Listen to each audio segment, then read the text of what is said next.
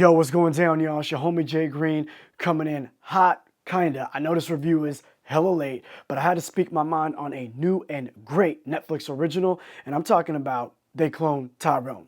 Now, this movie stars John Boyega, Jamie Foxx, Teyonah Parris, and has special guest appearances from Kiefer, Sutherland, and David Allen Grier. It was written by Jewel Taylor and Tony Rittenmeyer, I hope I'm saying his name right, and it's Jewel Taylor's directorial debut, and you might know some of his previous work by having written the screenplay to Creed 2. And in my opinion, Creed 2 was an excellent installment and continuation of Adonis' story, while at the same time paying respect to the new and returning characters of that Rocky franchise. And I do think that because of the writing for Creed 2 and the writing and directing for They Clone Tyrone, that Jewel Taylor is someone that we're going to have to keep our eye on moving forward. Now, for those of y'all out there who have no idea what They Clone Tyrone is all about, we basically start off by following John Boyega's character, Fontaine. This dude is a local dealer, and he is making his rounds trying to collect that paper. He ends up getting into a little scuffle with one of these cats that owes him some money. Later on down the line in the night, that dude comes back with one of his homies to settle the score. And just like in Edge of Tomorrow, Groundhog's Day, Happy Death Day, and many other films, this dude's day starts all over again, and he is now in a continuous loop. Mind you, we ain't talking about no supernatural type swag here. I mean, they really cloning brothers and sisters in these streets. So his lightweight got some memories of the past, but kind of puts it in the back of his mind as if it was a dream or a nightmare of some sort. Now, straight off the top, I loved this movie. I thought it was great, it was creative, and I just loved the cast and the chemistry and just everything that it had going on. But to get to the meat and potatoes of it, what I really loved about it was the way that this movie plays up on a lot of black and brown conspiracy theories in the hood that are based in historical facts. You can look up the Tuskegee experiment as an example of what I mean when I say fact-based conspiracy theories. It'll give you a little perspective as to why some people of color don't like to go to the doctor. This movie is also a commentary on certain people and individuals in our communities that seem to live their life on that loop that is based and created by systemic trauma. So as we're going along this journey with Fontaine of self-discovery, Fontaine ends up linking up with Slick Charles and Yo-Yo to uncover what's really going on beneath the surface. How far does it go? And if they have the opportunity to actually save themselves. Now let's talk acting and chemistry right quick. This film is yet another reason why Jamie Foxx is one of the best and most valuable entertainers that we have on the planet. As you would expect from an actor like Jamie Foxx, he's definitely going to have a handful of funny moments. But at the same time, his character also has a lot of moments where he's got to be kind of thoughtful or introspective based on some of the things that they're finding or that he's learning about himself. And for him to be able to go from a funny line or a funny action to something more deep and thought-provoking seamlessly made the movie and the story as a whole more entertaining and more enjoyable to watch.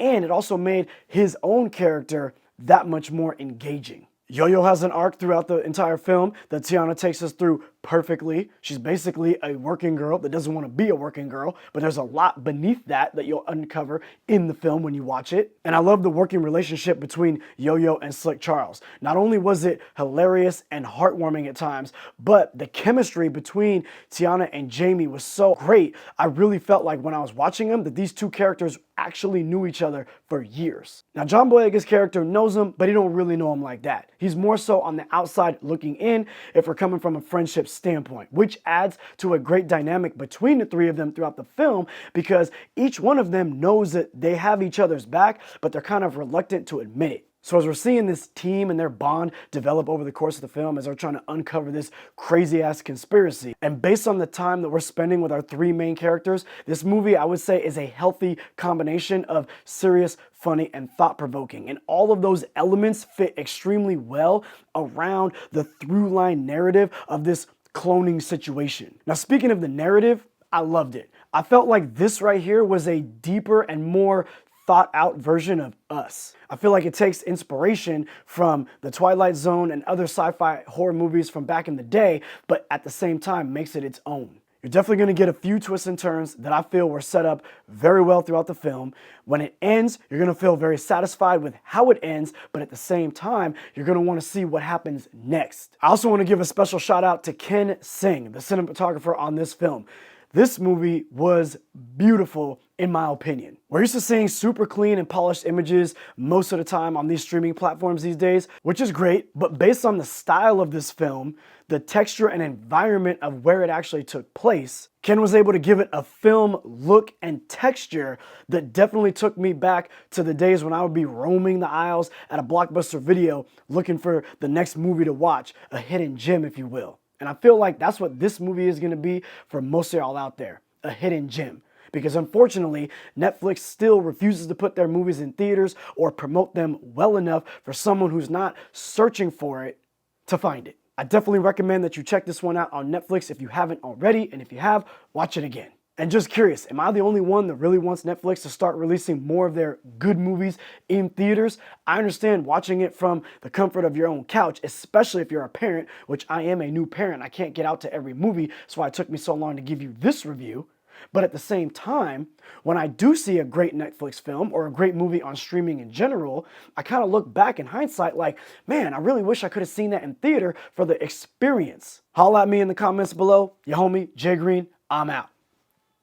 Also, I want to say this. So right now, if you're like me, you're kind of getting tired of some of these bigger franchises that are only continuing storylines and character arcs and things like that kind of go nowhere. Just what it seems like to us maybe is for the sake of money, right? It's going to happen. The movie business is a business, right? And at the end of the day, this movie right here was produced by this guy, Charles D. King. This cat is a black man who has his own production company. He's been in the film industry for years, and if I'm not mistaken, he just launched his company Macro, I think like around 2015, 2016, somewhere around there, right? Making all the connections, doing everything he's got to do. I was watching an interview with him the other day on The Breakfast Club, and he was talking about this movie and other projects he's been involved in, and has basically said that his primary mission statement is, one, to put people of color at the forefront, and then two, to make sure that he's putting people that are filled with passion, drive, and something to say at the forefront of these projects.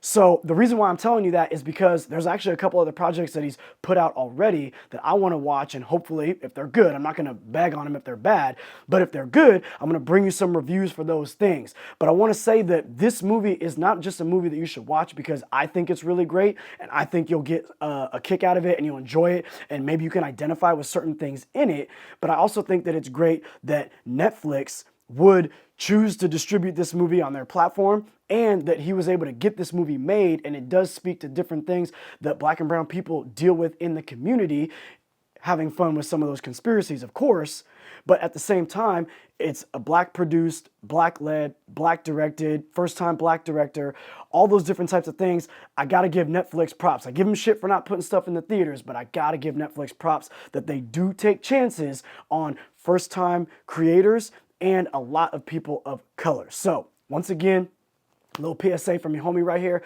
Check this movie out if, once again, you're the type of person that wants to support people of color, women, first-time directors, things of this nature that aren't always going to get looked at by huge, big, major studios. Again, that's why I did Joyride review.